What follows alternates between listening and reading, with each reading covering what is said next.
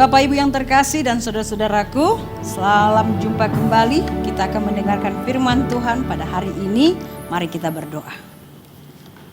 Damai sejahtera Allah yang melampaui segala akal akan memelihara hati dan pikiranmu dalam Kristus Yesus Tuhan kita. Amin. Bapak Ibu dan saudara-saudariku yang terkasih, firman Tuhan pada hari ini tertulis dalam kitab Hezekiel pasal 11 ayat 19. Saya akan bacakan untuk kita. Aku akan memberikan mereka hati yang lain dan roh yang baru di dalam batin mereka. Juga aku akan menjauhkan dari tubuh mereka hati yang keras dan memberikan mereka hati yang taat. Demikian firman Tuhan. Topik kita pada hari ini menekankan tentang hidup baru. Saudaraku, banyak pertanyaan di lubuk hati kita sebagai manusia. Mengapa Allah murka kepada manusia? Mengapa Allah itu marah, murka kepada manusia? Jawabannya ada dua. Satu, karena umat Tuhan berpaling kepada ilah-ilah lain atau menyembah berhala. Itu persoalan pertama. Umat Tuhan yang dikasihi, dipilih, dijaga, dipelihara, diselamatkan, tapi tetap gemar dengan menduakan Tuhan, menyembah ilah-ilah lain, bahkan bersembah sujud kepada berhala-berhala dunia. Itu yang membuat Tuhan murka kepada kita manusia. Yang kedua adalah perilaku yang jahat yang selalu gemar dilakukan oleh manusia. Manusia suka berbuat jahat. Tuhan sangat murka jika dia lihat kita berbuat jahat. Karena setiap orang jahat itu artinya dia menentang kehendak Allah, melawan Allah. Jadi dua hal ini yang membuat Allah itu sangat marah kepada kita. Satu, kita menduakan Dia. Kedua, kita berbuat jahat. Jadi jangan kita pertanyakan lagi, kenapa Tuhan marah? Apa sebab Tuhan marah? Kok sebegitu besarnya kemarahan Tuhan kepada kita manusia? Itulah, setiap perbuatan harus menerima konsekuensi yang harus kita terima dari hasil perbuatan kita. Namun, saudaraku yang terkasih, kemarahan Tuhan tidak pernah selalu sampai ke titik. Selalu ada koma. Inilah yang membuat Tuhan itu luar biasa baik. Tidak pernah titik, tapi selalu ada koma. Dia marah, tetapi lebih besar kasih setia Tuhan bagi dunia, bagi manusia. Tuhan itu marah, Tuhan tidak setuju dengan perbuatan kita manusia. Tetapi lebih besar kasih karunia Tuhan. Umbalga doa sini rohani Tuhani, sian murukna. Berulang kali terjadi bagaimana peristiwa ketika Allah marah. Sodom dan Gomora, Allah marah. Sodom Gomora dibakar, tapi tetap diselamatkan. Ada orang diselamatkan. Peristiwa Nuh dengan air bah. Allah marah dan jengkel dengan perbuatan jahat manusia. Tapi toh juga ada yang diselamatkan karena mereka percaya kepada Allah, masih menyembah Tuhan. Kita juga sudah pernah menerima bagaimana kemarahan Tuhan dengan penyakit, virus, bencana alam, sana sini segala sesuatu, bahkan angin kencang, badai dan segalanya sesuatu terjadi.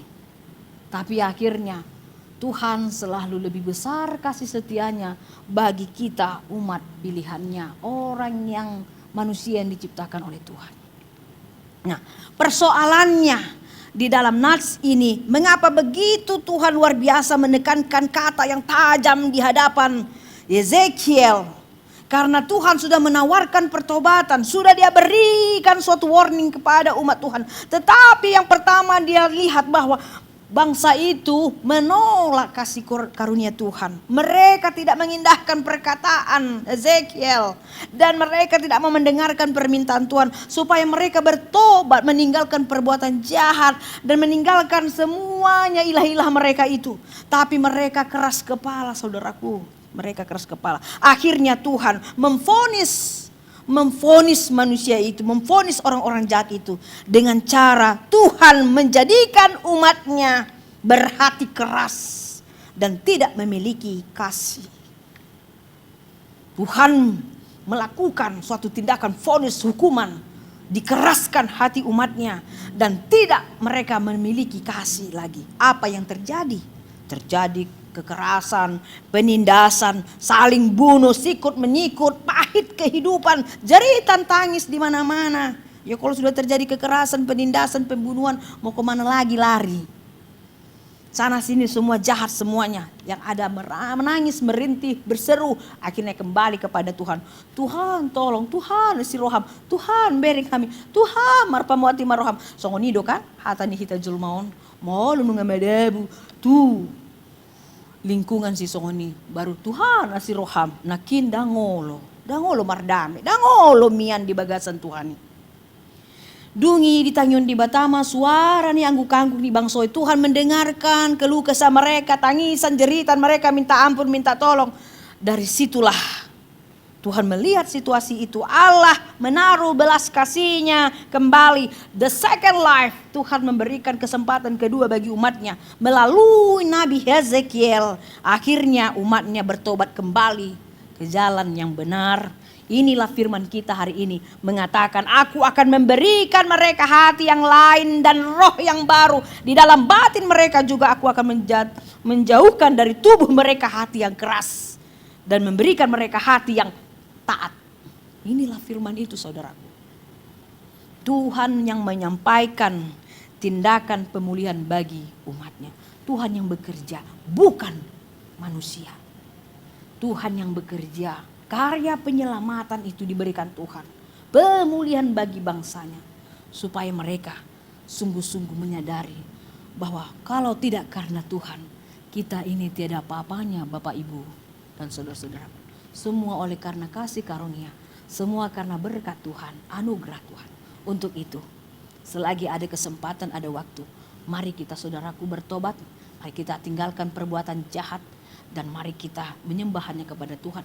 Jangan ada lagi ilah-ilah lain di hadapanmu. Amin. Kita berdoa. Terima kasih Tuhan Yesus atas segala anugerah yang kami terima melalui firman ini. Mengingatkan kami supaya kami hidup di dalam iman kami yang taat.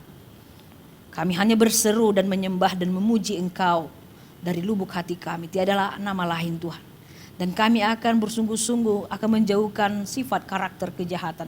Karena itu tidak membangun hidup kami, tidak membangun karakter kami. Bahkan merobohkan, menjatuhkan kami ke dalam dosa. Tuhan, tolonglah umat-Mu agar selalu hidup dengan arif dan bijaksana, taat dan setia hanya kepada Tuhan. Untuk itu berkati semua Tuhan jemaat-Mu dimanapun mereka berada. Jika ada yang sakit, Tuhan pulihkan dan sembuhkan.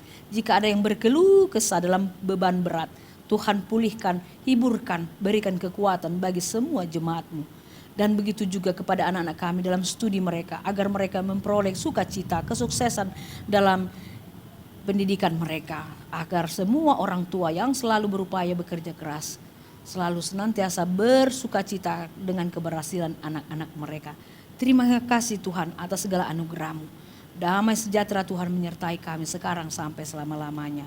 Amin. Anugerah dari Tuhan Yesus, kasih setia dari Allah Bapa, dan persekutuan dari Roh Kudus kiranya memberkati kamu sekalian. Amin. Demikian Bapak Ibu dan saudara-saudaraku, ingat selalu tersenyum, jaga prokes kita, Tuhan akan selalu memberkati.